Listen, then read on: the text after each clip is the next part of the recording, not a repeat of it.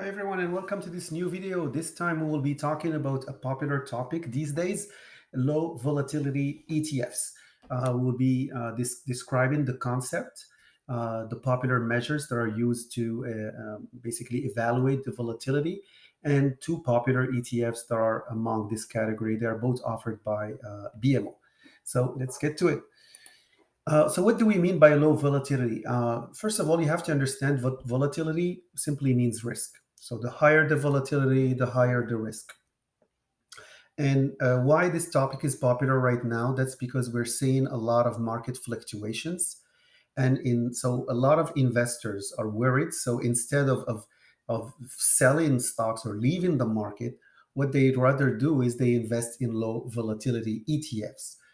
This way, they kind of protect themselves from market fluctuations, and by investing in stocks that historically has had a very the market fluctuations did not have a lot of impact on those stocks, and we will explain how. So basically, that's the concept. So keep in mind, low volatility ETFs means that are less risky than, let's say, an index ETF. So what's the beta? The beta is the most popular, most used measure to evaluate the risk, the relationship between fluctuations of the value of a security of a stock versus the fluctuation of the market. So what we are looking at is when the market goes up, what happens to this stock? Where the market goes down, what happens to this stock? So for a beta of 1, it means that if the beta equals 1, it means that this stock moves the same way as the market. So when there is a bad news in the market overall, impacting the equity market overall, if the market fell by 10%, a stock with a beta of 1 should usually fall by 10%. If it goes up 10%, it will go also up 10%. So it's basically a historical measure. They go back 5 years. Most of the beta is calculated on a period of 5 years. And so that's the beta of 1. And let's say if you have a beta of 0.5. So that's a low beta stock, so a low volatility stock. So what does it mean? When the market goes up by 10%, this stock, generally speaking, in the past fell only half of that. So it will, if the market, if the market goes up 10%, your stock will go only up by 5%. The market's going down 10%, it will go down only 5%. So see here the advantage. So when there is a lot of market volatility and the market is going down, low volatility stocks tend to be less hit by what we call the market risk, because the beta is a measure of the market risk. So news that are impacting the whole equity market, whether it's inflation, prime rate changing, all this stuff. So it changes at the level of government or banking or international stuff. So when these type of fluctuations happen, you better have a low volatility stock because you will be less impacted. So a beta, let's say, of 3. If a beta equals 3, it means that this stock is 3 times more volatile than the market. So if the market goes up 10%, this stock usually goes up 30%. If the market fell 10%, this stock will fall 30%. And usually stocks with high beta, they are usually either small companies or tech companies or energy. Usually these stocks have a very high beta.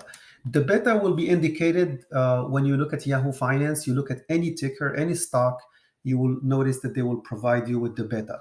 It's quite important to look at the beta before you select a stock. Why? Because the number one rule in finance is you want maximum return for the lowest risk possible. And so you have to look, when you look at a stock, you look at the return and the risk. So if you just look at the return and say, wow, this stock had a great performance, let's say 30%.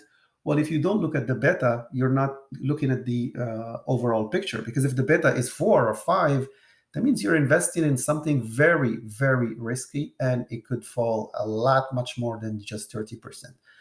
So yeah, that's why you should look at the beta. So you should always seek the lowest beta possible for the highest return possible. So that's it's an important thing to remind yourself of. These two popular ETFs, they are both offered by BMO, and they offer ZLB is low volatility for Canadian equity, Canadian market, and ZLU is a low volatility ETF that invests in US equities. So the objective of these two ETFs, if we start with ZLB, it's a low volatility Canadian ETF, is to provide exposure to a portfolio of low beta. This is why we discussed the beta before going into the two ETFs. It invests in low beta Canadian equities. So it includes mainly large cap, because that's where we find low beta is in large cap stocks. And the manager will select only stocks that have the least sensitivity with the market. The overall portfolio is 47 stocks that have low beta. So if you look at the portfolio, it has Hydro One, Metro Inc. So you will notice a lot of staples and very safe and defensive industries. ZLU is the same as ZLB. It's just invests in US securities, and the portfolio is much broader, and it has 100 stocks within the portfolio of ZLU. So if we look at the historical performance, I compared ZLB with another low volatility ETF offered by iShares, which is XMV. XMV uses a different concept. They use minimum volatility. It simply means instead of selecting stocks based on the beta and selecting just low beta stocks, minimum volatility, the objective is to build a portfolio that has a low volatility. It could have stocks with high beta within it, but the covariance, so the way these stocks move makes the portfolio with each other, makes the portfolio a low volatility portfolio. So it's a different approach. So it depends really on your preference, whether you're more a minimum volatility or you prefer a low beta. So XMV and ZLB are they have a very close performance to each other. ZLB is better for long-term performance, 5 years, and in the 3 years, the iShares one had a better performance, and the year-to-date the same. Dividend yield is almost the same. The Fidelity one, this is the last one, had a lower performance in the 3 years. This is from Yahoo Finance, total monthly returns dated on June 30th. So just to explain a little bit more the concept, if you didn't get the idea yet, is let's compare ZLB, which invests in Canadian stocks that have low beta, versus an index ETF. So let's take XIU that invests in 60 of the largest companies in the S&P, TSX, in the TSX. So there's no selection there of beta or anything, just 60 largest businesses. And you will notice that low volatility ETFs, when there is a market correction, will always have a better performance because they have low volatility stocks. So they usually, when there is a market correction, they will be less impacted than a portfolio that has stocks with higher betas. So you would see here, we noticed this in the year to date, the 1 month, the 3 months, it's always lower. The 1 year ZLB is even in 2.55% return versus the index, which is down 0.78. And 3 years, when the market, the long term, the index ETF is a little bit better. But if in the longer term, like 5 years and 10 years, we notice that low volatility ETF, they catch up, which is great. Like looking at the beta here is 0.77. And XIU is 0.91. You would ask why it's not 1. Why it's not a beta of 1? That's because XIU invests in the 60 largest companies. If they invested in the TSX as a whole, they will have a beta of 1. But because they select only large corporation, they have a lower beta of 0.91, which means that when the market goes down, this XIU will fall 91%, the same as the market, whereas ZLB has a much lower volatility, will fall only 77% the way the market fell. So regarding, if we look at the beta and the return that ZLB have we'll see that it's a good option, especially if you're a conservative investor and you're not comfortable with these high up and down that we're witnessing right now. So that's the whole point of owning a low volatility ETF. Now let's compare the assets under management and the management expense ratio, which is the total expenses charged by the fund. You'll notice that all of them are around 0.30, with the one from iShares being the cheapest at 0.33%.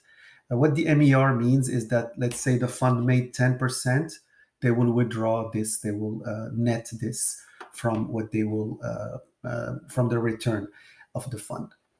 So iShares 1 is the cheapest, but the difference between the iShares 1 and the BMO is really it's not a big difference. In regarding assets under management, ZLB has the 2.6 billion asset under management, so it's definitely more liquid than the other two. Now, regarding the portfolio, as I mentioned, it will have just large corporations that have low beta, so it's Hydro One, Fortis, Franco-Nevada, Emera, Metro. So it's all large corporations. And you'll notice a lot of consumer staple like Loblaws and Empire Co. And utilities also, like they're known for low volatility. Even with this, like you will notice that you have a lot of sectors present, like financial services, services to consumer, utilities, and telecom and real estate. So you see the percentage for the tech and the other sectors, they are much less present in this kind of ETFs. Now for ZLU, which is low volatility ETFs that invest in US equities, you'll notice here that the assets under management for ZLU has 1.3 billion. So it's much more liquid than the two that we compared with, which are also the same. The MER also closed around 0.33. Now, in terms of performance, ZLU has a better performance than the other two that invest also in low volatility US market. It has a better performance in the 5-year, 3-year, and year to date, and it has also higher dividend yield. If we compare ZLU with an ETF that it's indexed, that invests in the S&P 500, 500 largest companies. Remember, ZLU invests in 100 stocks, US stocks that have low volatility, versus VFV that invests in 500, the largest 500 companies in the US market, the S&P 500. You will notice here the big advantage that low volatility ETF brings to the table. When there is a market correction, see here the yellow is the Vanguard S&P 500. You'll notice that the ZLU was in positive territory. It didn't even go down as the same as the S&P 500. And I'm thinking the real reason why it exhibits such a better performance is because the U.S. market, the correction with the tech companies was even harder than the rest of the market. So tech, Google, and all the other companies that are big tech firms, they fell really a lot, especially Tesla and all these stocks. And since these stocks are not present in ZLU, since all these stocks usually have a high beta, so we'll see that the performance of a low volatility was really way better than a normal index ETF. And this is from 1 year, so it's a 1-year performance. The portfolio that makes up the ZLU are US companies, as I mentioned. So it's Campbell, Dollar General, Domino's Pizza, Johnson & Johnson. So it's only large firm, again, in consumer staple, pharmaceutical, stable businesses, stable industries. And the sector allocation, the top you have utilities, healthcare, consumer staple, financial. And you will notice here that energy, materials, anything that's volatile is not well represented in this kind of ETF. And it's actually, if you are a conservative investor, that's what you would want during market fluctuations, to stay in industries that are stable and defensive. That's what you want. You want to protect a little bit more your capital. And this is the list of all the low volatility ETFs that are offered in the Canadian market.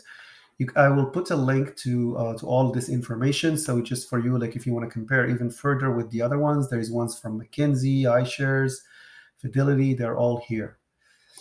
Okay, so perfect. So if I hope this information was helpful to you. So low volatility ETF are a great option if you are a conservative investor. You want to stay invested in the market. You don't want to sell all your stocks. You just want to stay invested, but with less risk and be in defensive, stable industries and low beta stocks. Okay, so please, if you like the content, hit a like button and subscribe. And you can visit also my blog. I will put the link to the article on the my blog wiseinvestors.com. Thank you.